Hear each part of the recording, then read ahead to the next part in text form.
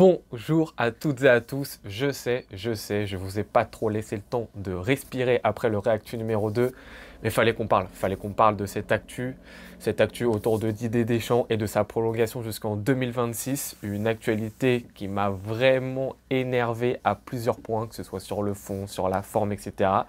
J'ai donc décidé d'en faire une vidéo spéciale, ça sera le réactu numéro 3, et cette fois-ci on va pas aborder plusieurs thèmes, ça sera vraiment focalisé sur Deschamps, ça commence maintenant.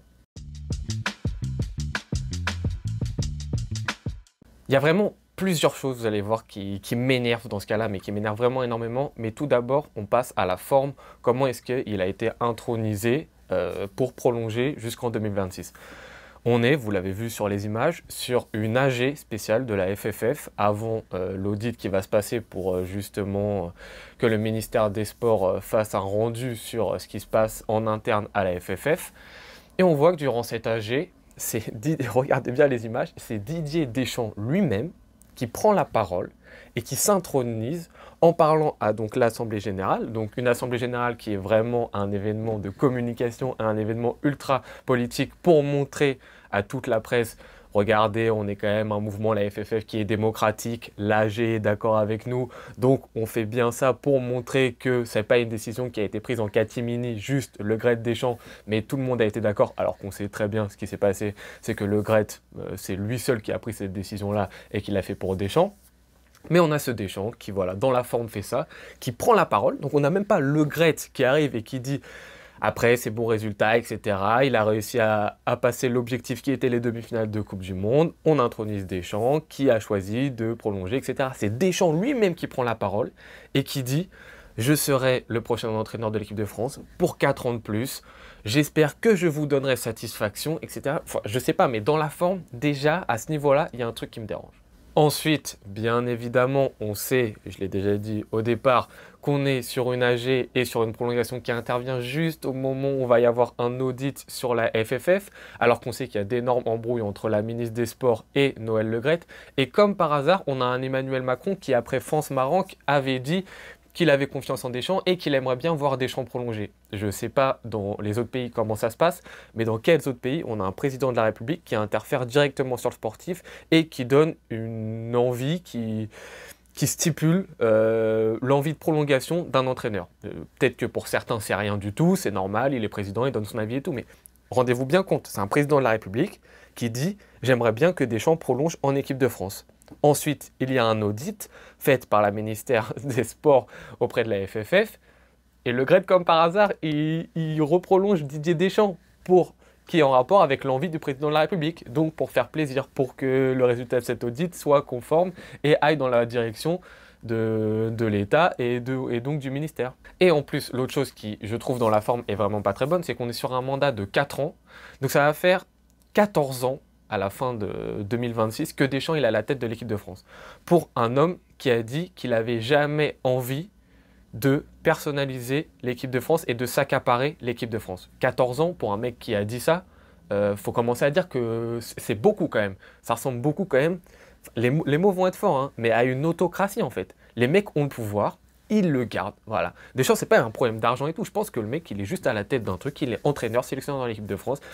C'est voilà, c'est que du pouvoir, 14 ans les mecs. Rendez-vous compte, 14 ans, le mec il veut pas lâcher son poste. Il est là, je sais pas ce que ça veut dire. Et en plus de ces 4 ans, dans 2 ans, non, le mandat de Le Graët il se termine. Donc ça veut dire qu'il y a les deux prochaines années après Le Graët, il y aura encore Deschamps qui aura été nommé entraîneur sous une présidence qui ne sera plus la sienne. Donc Le Graët ce qu'il fait, c'est qu'il met en place son pote, qui est Deschamps, même si bon, les relations ont été un peu plus tendues ces derniers temps. Mais il met son pote sur le mandat d'un autre président. Je ne sais pas si on se rend compte, mais c'est-à-dire que l'autre président, il va arriver, il ne pourra même pas choisir son sélectionneur et donc de sa direction sportive. Tout ça, vraiment, sur la forme, je trouve que c'est n'importe quoi. Pour ce qui est de la forme, c'est pas bien. Et là, on va parler du fond. Et là, on va avoir deux écoles. On a l'école des gens qui sont omnibulés uniquement par le résultat. Donc, gagner des titres, gagner des matchs, peu importe la forme que ça va être, ça va être le résultat qui prime avant tout. Et il y a l'autre école, l'école dont je fais partie, qui dit que le jeu est la meilleure des garanties pour qu'il y ait un résultat sportif. Le problème avec Deschamps, je suis désolé de vous le dire les gars, c'est qu'il n'y a pas de jeu. Donc voilà, encore une fois, on va voir pour ce qui est les résultats, etc. Mais on est d'accord que ça fait 10 ans qu'il est à la tête de l'équipe de France, il n'y a aucun fondement tactique, aucun dispositif, aucune chose mise en place, aucune structure sportive sur faire progresser les jeunes en équipe de France, les faire monter. On essaye de créer un jeu, un dispositif, de créer une fluidité, un thème, quelque chose. Une équipe de possession, une équipe de transition, une équipe très défensive. Non, il n'y a strictement rien. C'est un jeu basé uniquement sur les individualités qui ont sauvé la mise un nombre incalculable de fois à Deschamps. On est sur un entraîneur qui vient quand même de dire, après cette Coupe du Monde, que lors de la finale contre l'Argentine, il y avait au moins 5 joueurs de l'équipe de France qui n'étaient pas au niveau pour jouer cette finale. L'Argentine, les gars. Donc l'Argentine, Acuna. Entre ceux qui regardent la vidéo, qui sait où est-ce que Acuna joue et dans quel club est-ce qu'il joue? On a Romero qui est défenseur central de Tottenham. On a parlé de Tottenham et les difficultés de Tottenham qu'ils ont cette saison. Molina qui joue à l'Atlético de Madrid mais qui est quand même très très peu connu. Enzo Fernandez qui joue à Benfica depuis 6 mois seulement. Il vient directement de l'Argentine. C'est juste un espoir. Pour l'instant, il n'y a rien. McAllister qui joue à Brighton. On est là-dessus. Ça fait minimum 5. Et je ne parle pas encore des remplaçants de l'Argentine que strictement personne ne connaît. Est-ce que l'Argentine, l'Argentine non plus n'avait pas ces 5 joueurs-là. Donc on est sur un entraîneur qui en fait a une vision sportive des choses qui est pas du tout cohérente. Le mec est pas conscient du matos qu'il a. Et je trouve ça très très grave d'avoir un coach qui, pendant une dizaine d'années, n'a strictement rien montré. Vous, si ça vous va de regarder les matchs amicaux de l'équipe de France et de vous ennuyer à la mort, de regarder les matchs de qualification à l'Euro et de vous ennuyer à la mort, de regarder les matchs de Coupe du Monde et d'attendre qu'une seule chose, c'est que Mbappé prenne le ballon et marque tout seul, c'est bien si vous kiffez ce football-là, mais kiffez ça. Mais moi, c'est pas mon cas. Et le problème, c'est que les gens, ils vont dire, et là vous allez dire devant votre caméra ceux qui sont de ce parti-là, mais regarde David, il a gagné la Coupe du Monde 2018, il est allé en finale de l'Euro en 2016, et il a été en finale de la Coupe du Monde 2022. Les gars, le seul problème avec ça, c'est quand est-ce qu'on débat de Deschamps dans ce cas-là? Quand est-ce qu'on débat de Deschamps? Je veux dire, les détraqueurs de Deschamps depuis le départ, dont je faisais un peu partie parce que j'ai jamais été fan de ce football-là. Deschamps, il nous a entre guillemets fait taire en 2018 parce qu'il gagne la Coupe du Monde. À partir du moment où il la gagne, ok, on est d'accord, même si moi j'étais pas très fan du jeu de l'équipe de France, je pouvais rien dire. Voilà, bravo Deschamps, tu gagnes la Coupe du Monde 2018, c'est très bien. Et merci, et même là pour cette vidéo, je vous le dis, pour ces 10 ans qui se sont passés avec Deschamps, merci Deschamps, très bien. Tu as eu des super bons résultats, c'est bien. Je parle du problème des 4 ans de prolongation, je parle pas de ce qui s'est passé avant. Ce qui est fait, bravo, merci, voilà, chapeau bas, machin. Je critique la prolongation en fait. Donc pour ce qui est de cette Coupe du Monde 2018, il la gagne très bien, il fait taire les détracteurs. Mais ensuite le gars, il gagne la Ligue des Nations. Ok, chacun a le droit de dire si la Ligue des Nations c'est un trophée important ou pas, mais bon, ça se joue sur 2 matchs, une demi-finale et une finale. Et après une qualification dans des groupes où généralement t'es le favori de ton groupe. Mais ensuite le mec, éliminé en 8e de l'Euro quand même. Et ensuite, il la gagne pas en 2022 la Coupe du Monde. Certes, il va en finale, mais il la gagne pas. Or, Deschamps, qu'est-ce qu'il vend? Il vend pas son jeu. On est d'accord que Deschamps, il vend pas son jeu. Il vend le fait de gagner. Il vend uniquement ça, Deschamps. Il vend aux gens, donnez-moi l'équipe de France, je vais gagner. Mais s'il ne gagne pas, quand est-ce qu'on peut parler en fait de Deschamps? Quand est-ce qu'on peut parler de Deschamps? Parce qu'après l'Euro, on nous dit, le gars, il a gagné la Coupe du Monde 2018, les gars. On va pas parler, voilà. Bon, il a fait une erreur là, c'est bon, on va lui laisser la tête, il a gagné 2018, on n'en débat pas. Là, il ne la regagne pas en 2022, on est d'accord. Ah, mais tu sais, il est allé en finale, donc on ne va pas commencer à débattre. Et puis, il l'a gagné en 2018. On ne va pas commencer à faire ça. Si dans 2 ans, à l'Euro, il va en demi-finale. Si ensuite, dans 4 ans, à la Coupe du Monde, il va en demi-finale.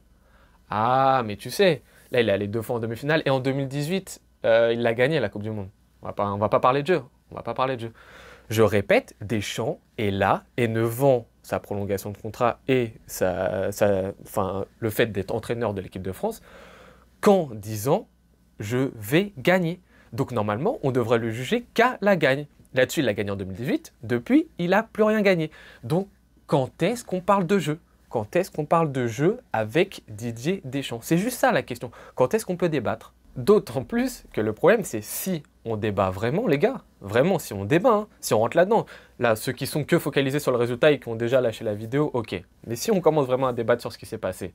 En 2014, quand il va reprendre cette équipe de France, Deschamps, il est là pour redorer l'équipe de France. Après ce qu'a fait Domenech, Laurent Blanc est passé par là. Il a réussi un peu en 2012 à un peu redorer le blason. Et Deschamps est dans cette continuité-là pour pour 2014. Pour 2014, il arrive en quart de finale, il se fait éliminer contre le champion du monde. Donc rien à dire, c'est très bien. 2016, il va jusqu'en finale contre le Portugal. Je tiens à dire qu'il va en finale, 8e de finale de l'Euro contre l'Irlande. Quart de finale de cet Euro contre l'Islande. Demi-finale, il joue contre l'Allemagne. Gros match, notamment remporté grâce aux individualités Pogba et Griezmann. Et ensuite, il joue une finale contre le Portugal à domicile, à la maison. Le Portugal a Ronaldo blessé dès le premier quart d'heure du match. Il ne la remporte pas, cette finale. Voilà, je remets ça dans le contexte. Coupe du Monde 2018, il la remporte certes. Mais si on pense au match, 8e de finale contre une Argentine complètement blessée qui était à un match près de même pas se qualifier pour la Coupe du Monde. Quart de finale contre l'Uruguay, match très bien négocié celui-ci, avec une défense très solide, match costaud, mais l'Uruguay sans son meilleur joueur Cavani. Demi-finale contre la Belgique, on connaît le seum mondial de la Belgique pour ça, mais force est de constater quand même que sur le match, intrinsèquement, la Belgique a je sais pas combien d'occasions et peut facilement le gagner ce match-là aussi s'il n'y a pas Umtiti qui te sort une tête du turfu. Et finale, tu la joues contre la Croatie. Finale de Coupe du Monde contre la Croatie. C'est une belle équipe, hein, la Croatie, mais ils ont fait tout leur match en allant en prolongation, au tir au but. Tu joues contre eux. Tu la gagnes, mais c'est très bien. Tu la gagnes. Ok, il n'y a rien à dire. Ensuite, à l'Euro 2021, tu te fais éliminer contre la Suisse. Allez, ciao, bye. Ensuite, il y a la Ligue des Nations. La Ligue des Nations, tu joues la demi-finale contre la Belgique, tu te fais manger jusqu'à la deuxième mi-temps où c'est ton duo Mbappé-Benzema qui te sauve la mise. Et la finale, tu te fais aussi manger pendant 60 minutes contre l'Espagne. Et c'est ton duo, encore une fois, Mbappé-Benzema qui te sauve la mise. C'est tout. Et enfin, on arrive sur cette Coupe du Monde-là, que je n'ai pas vue, je le tiens à dire. Mais bon, beaucoup de gens s'accordent quand même à dire que contre l'Angleterre, c'est pas fameux, l'Angleterre peut mériter de se qualifier. Contre une Maroc complètement décimée avec je sais pas combien de blessés qui arrive pour la première fois de son histoire en demi-finale, tu joues et c'est pas forcément non plus ultra fameux. Et contre l'Argentine, tout le monde aussi est d'accord que pendant 70 minutes, tu te fais marcher dessus. Donc là, c'est sur le jeu. On va parler du jeu. On est d'accord que c'est quand même n'importe quoi. En ajoutant également, et ça, on le dit pas assez souvent, c'est le vivier, les gars. L'équipe de France, sur le papier, je parle sur le papier après, parce que chacun après arrive à négocier de la même manière dont il fait. À part la France et peut-être le Portugal et le Brésil, juste offensivement le Brésil, peut-être pas défensivement. Il y a quoi comme meilleure équipe au monde que la France, les gars? En défenseur central, je pense qu'il y en a au moins une dizaine qui sont dans les plus grands clubs européens. C'est un délire, c'est n'importe quoi. Côté gauche, on a Théo Hernandez qui est peut-être dans le top 5 des meilleurs arrière-gauche du monde. Arrière droit, bon là c'est peut-être n'importe quoi. En milieu, je compte pas, je compte sur tout le mandat de Deschamps. Hein. On a du Pogba, du Kanté, Tchouaméni, on a eu du Matuidi, du Rabiot, etc. C'est énorme. Offensivement aussi, sur le mandat de Deschamps, c'est énorme. On a du Giroud, on a eu du Benzema, on a eu du Mbappé, du Ousmane Dembélé, du Coman, du Fekir. On compte pas le vivier qu'il a, les gars. Faut aussi juger par rapport à ça. On n'est pas sur... Les gens, ils vont dire, ouais, mais l'équipe de France, avant Deschamps, c'était quoi? C'était qu'une seule Coupe du Monde, il y avait nanana. Ouais, mais sauf que le vivier, c'était pas le même, les gars. Rendez-vous compte un peu.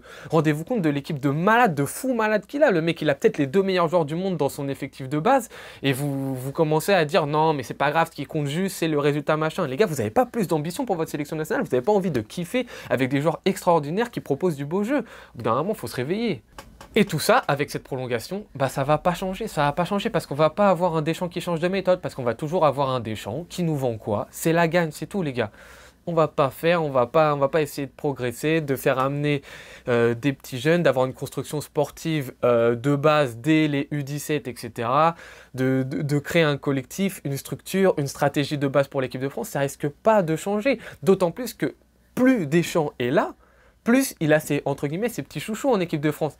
On connaît Deschamps, il aime voilà, ces joueurs qui ont un bon comportement en équipe de France, il aime les garder, les conserver, les mettre dans un petit nid douillet. Ceux qui l'aiment pas, bah, il les prendra pas parce qu'il les a en grippe et ça bougera pas. Donc il n'y aura pas une équipe de France qui va se mouvoir, qui va bouger. On va rester sur une équipe de France qui est statique, qui propose pas de jeu, qui va se reposer sur ses individualités et qui est pas du tout en développement, portée sur le futur, axée sur un développement intéressant. Non, on reste sur une vieille équipe de France qui a un jeu très stéréotypé et si Mbappé, voilà, on verra, et puis si ça passe, ça passe, si ça casse, ça casse. Pour finir cette vidéo, et maintenant, parce que maintenant que tout ça c'est dit, il y a un fait qu'on ne peut pas changer, bah, c'est qu'il a signé pour les 4 ans. Donc ça c'est fait, c'est fait. Moi je trouve que c'est une vision très court-termiste, parce qu'on est sur un Deschamps qui ne va pas être du tout sur un développement à long terme, qui va être sur un développement et que sur un rendement qui va être direct et pour maintenant. Mais maintenant, qu'est-ce qui se passe? On a plein de gens qui disent Zidane, ça aurait été mieux, tout ça, machin. Ça, on ne sait pas. Je sais pas, voilà, peut-être que Zidane aurait proposé peut-être une équipe de France avec un meilleur jeu, tout ça, mais moi je suis pas forcément d'accord avec ça. Pour moi, le problème, il vient aussi d'autre part. Parce que là, je fais qu'accuser Deschamps, qui a pas mal de tort selon moi, mais le problème, il vient pas que de Deschamps. Le problème, selon moi, il vient d'une stratégie sportive d'un pays et d'une politique sportive qui n'est pas au niveau. Et je ne suis pas le seul à le penser. Quand on voit des sportifs comme Evan Fournier, qui pour le basket en discutent souvent et interpellent souvent justement les ministres des Sports pour en discuter, on est sur une politique sportive dans notre pays qui n'est pas au niveau. Qui n'est pas au niveau et qui n'est pas pareil que les autres pays.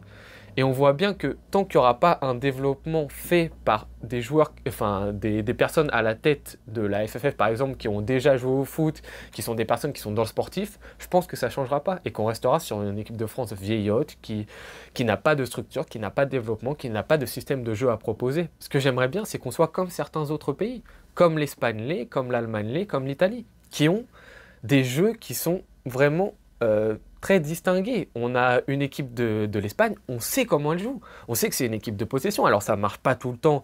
Et là, on le voit que ça commence à galérer. Mais bon, je tiens à rappeler que leur attaque, c'est Ferran Torres, Morata et Asensio. Donc, ouais, compliqué de marquer des buts avec ça. Mais tu as quand même une politique sportive qui est globale autour de ça. Tu as une Allemagne, tu sais comment elle joue, même si ça galère un peu en ce moment, on sait comment c'est l'Allemagne. L'équipe d'Italie, historiquement, on sait comment ça joue. L'équipe du Brésil, on sait comment ça joue historiquement. J'aimerais bien que l'équipe de France ait un style de jeu propre à elle. On se dise, l'équipe de France, c'est ça. Le truc, c'est ça. Et ça vient d'une politique globale. Quand on voit, je reprends l'exemple de l'Espagne, les mecs en sport collectif, ils sont pas numéro 1, mais ils sont dans le top 5 dans beaucoup de sports quand même.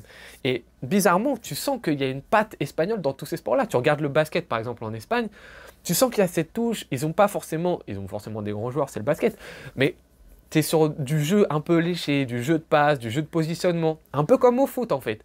Et tout ça, ça vient en fait d'une politique globale qu'il n'y a pas en France, parce qu'en France, on s'en fout un peu du foot. Et moi, j'aimerais bien qu'il y ait une politique globale du sport en France qui développe les joueurs, la mentalité d'une certaine façon, qu'on voit le sport d'une certaine manière, comme ils le voient par exemple en Espagne, et qu'on développe ensuite nos sports de cette manière-là. Donc, pour revenir un peu à Zidane, je suis pas trop d'accord que ça soit une bonne solution parce que Zidane, il a un peu cette mentalité aussi qu'ont les joueurs de 98. C'est la mentalité uniquement du résultat et de la gagne. On l'a vu avec le Real de Madrid. Zidane, dans le jeu, intrinsèquement, il n'a pas changé d'énormes choses au Real de Madrid, à part d'avoir instauré Casemiro, ce qui a un peu tout changé. Mais je parle tactiquement, dans le jeu, c'est un excellent manager, Zidane. Mais en termes d'entraîneur pur, qui est capable d'instaurer une vision, je sais vraiment pas si c'est le meilleur pour instaurer ça. Et encore une fois, je sais pas si ça vient que de l'entraîneur et du sélectionneur de l'équipe de France, ce truc-là. Je pense que ça vient d'une politique beaucoup plus globale. Et ensuite, pour l'incarner, il ne suffit pas forcément d'une énorme tête. Tu vois, en Espagne, les mecs qui nomment, là, le mec qui vient de nommer, c'est un sombre inconnu. Le mec qui est en Angleterre, Southgate, c'était pas forcément un énorme entraîneur avant de l'être. En Allemagne, également, les entraîneurs qui sont passés par là, c'était pas non plus des énormes entraîneurs sur la scène internationale. Mais tu as une vision, tu vas avoir une certaine vision du foot qui va être incarnée par un entraîneur qui n'est pas plus fort en fait que cette vision-là et qui va ensuite la mettre en place. Mais il faut que la politique globale de l'équipe de France, elle change. Une politique globale de l'équipe de France qui ne va pas changer, en tout cas pour les 4 prochaines années. Ça, on en est sûr maintenant avec Didier Deschamps. Voilà, je sais qu'il y a plein de gens qui vont pas être d'accord avec moi, vous aurez vos raisons, vous me direz mais les résultats, etc. c'est ce qui compte le plus. Moi je suis désolé, j'en attends plus. Je suis de cette école-là où quand tu as sur le papier une équipe pareille, tu te dois de mieux jouer, tu te dois de proposer plus, de créer des choses. Et là ça va pas être le cas, et ça va pas être le cas, et on va le laisser gérer, parce qu'il a gagné la Coupe du Monde en 2018 et qu'il est allé en finale 2022. Et que voilà, c'est bon. Alors qu'encore une fois, Didier Deschamps est là normalement que pour le résultat. Et les résultats, je suis désolé, pour ceux qui aiment ça, c'est que la coupe à la fin. C'est pas une finale ou une demi-finale. Mais très bien, on va être en demi-finale en 2024, on va être en demi-finale en 2026, on n'aura pas remporté de trophée, mais c'est pas grave, Deschamps aura été là, aura eu des bons résultats. On n'aura strictement rien vu du tout en termes de jeu. On n'aura strictement pas pu débattre de quoi que ce soit en termes de développement d'équipe, parce qu'il ne faut pas parler de sportifs quand c'est Deschamps à la tête de l'équipe de France, mais il faut parler uniquement des résultats. C'est pas grave, on en a pour 4 ans, on va se faire chier en matchs amicaux, en matchs éliminatoires, etc. Mais c'est pas grave, on kiffe tous, on apprécie tous. Sur ce, je vous souhaite une très bonne journée, une très bonne soirée. Je vous dis à tout bientôt. Ciao!